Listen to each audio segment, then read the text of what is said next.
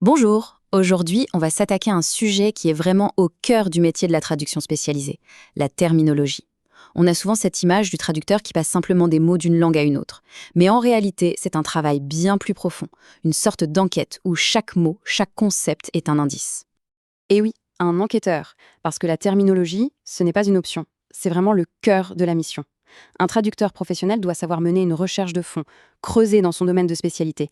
Il ne s'agit pas juste de trouver un mot, mais de vraiment comprendre et décoder tout un univers. Alors, pourquoi est-ce qu'on insiste sur cette image de l'enquêteur? Eh bien, tout simplement parce que le quotidien d'un traducteur spécialisé est rempli de petites énigmes à résoudre. Ce ne sont pas des mots qu'on peut remplacer comme ça, non, ce sont de vrais casse-têtes qui demandent de la méthode, de la rigueur. Et ces énigmes, elles ont des noms. Et les voilà, nos fameuses énigmes. D'abord, il y a les néologismes, ces mots tout neufs qui apparaissent avec une nouvelle technologie, une nouvelle idée. Ensuite, les lacunes terminologiques. Ça, c'est quand un concept existe dans une langue, mais qu'il n'y a pas d'équivalent direct dans l'autre. On a aussi les ambiguïtés, évidemment, un même mot qui veut dire plusieurs choses, et bien sûr les variations régionales. Bref, chaque problème est une nouvelle piste à explorer. Et attention, hein, ce n'est pas juste une jolie image pour faire bien, c'est reconnu au plus haut niveau. Le référentiel du Master européen en traduction, l'EMT, est très clair là-dessus. La gestion de la terminologie, la maîtrise des concepts, c'est une compétence professionnelle clé. C'est la preuve que le traducteur est et doit être un terminologue expert. Bon, pour bien mener l'enquête, il faut connaître les bases, les indices fondamentaux. Et la toute première étape, la plus importante, c'est de savoir faire la différence entre trois choses: l'objet, le concept et le terme. C'est vraiment la pierre angulaire de toute recherche terminologique sérieuse. Commençons par le plus simple, l'objet. L'objet, c'est tout ce qui existe dans le monde réel ou dans nos pensées. Ça peut être une chaise, un ordinateur ou quelque chose d'abstrait comme la justice ou un processus. En gros, c'est la chose dont on parle. Après l'objet, il y a le concept. Et là, attention, on touche au cœur du métier. Le concept, c'est la représentation mentale qu'on se fait de l'objet. C'est son sens, l'ensemble de ses caractéristiques, c'est l'idée derrière la chose. Et c'est là-dessus, sur le concept, que tout le travail du terminologue va se concentrer. Et enfin, la troisième pièce du puzzle, le terme. Le terme, c'est tout simplement l'étiquette verbale. C'est le mot ou le groupe de mots qu'on utilise dans un domaine précis pour nommer le concept. C'est le nom qu'on donne à l'idée. Ce qui est génial, c'est de voir comment tout ça s'emboîte. Ce triangle le montre parfaitement. Le concept, c'est le sommet, le pivot central. C'est lui qui fait le lien entre l'objet, la chose, et le terme, le mot. Ce qui est important de comprendre, c'est qu'un même concept peut avoir plusieurs termes pour le désigner, des synonymes, des variantes, etc. Mais le concept, lui, il reste unique. C'est notre point d'ancrage. Et ça nous amène directement à une règle d'or, une règle à ne jamais oublier, le principe d'univocité.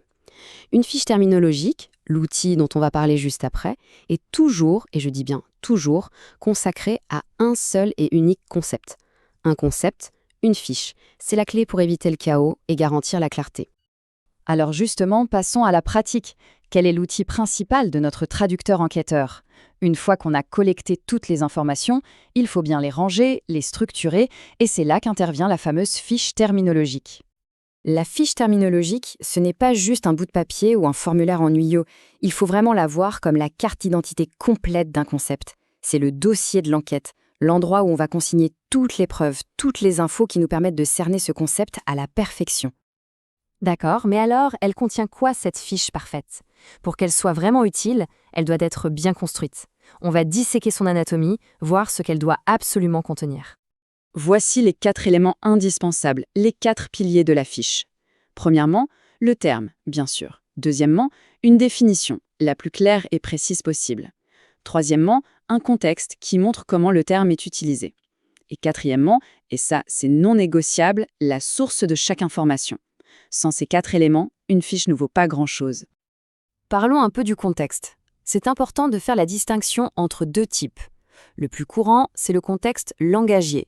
Une phrase tirée d'un texte réel qui montre le terme en action. Mais parfois, on n'a pas de définition officielle sous la main.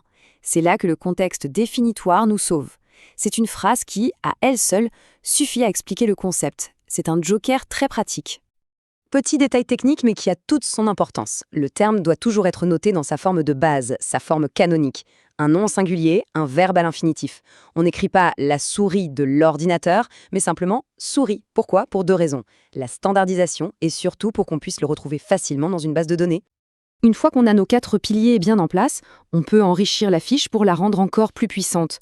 On peut ajouter des infos comme la catégorie grammaticale, le statut du terme, est-ce qu'il est recommandé ou au contraire est-ce qu'il est obsolète, des notes pour préciser des choses importantes comme des régionalismes, et même de la phraséologie pour voir comment le terme vit dans des expressions toutes faites. Je reviens juste une seconde sur la source parce que c'est vraiment la signature du professionnalisme. Chaque information, que ce soit la définition ou le contexte, doit être traçable.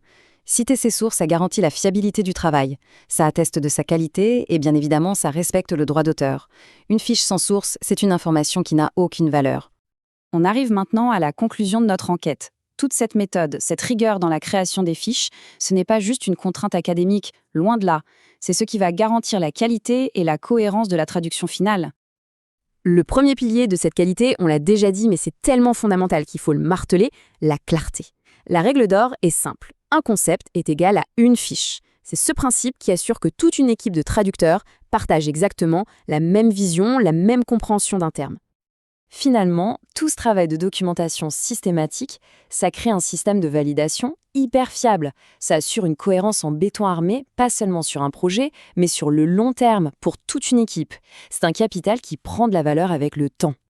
Voilà, les bases théoriques sont posées. La méthode de l'enquêteur terminologue est, je l'espère, plus claire. Aller au-delà de la simple recherche et construire ses propres bases de connaissances, c'est ce qui fait toute la différence. C'est ce qui transforme un bon traducteur en un expert indispensable. Alors la question est simple. Prêt à construire votre premier corpus ?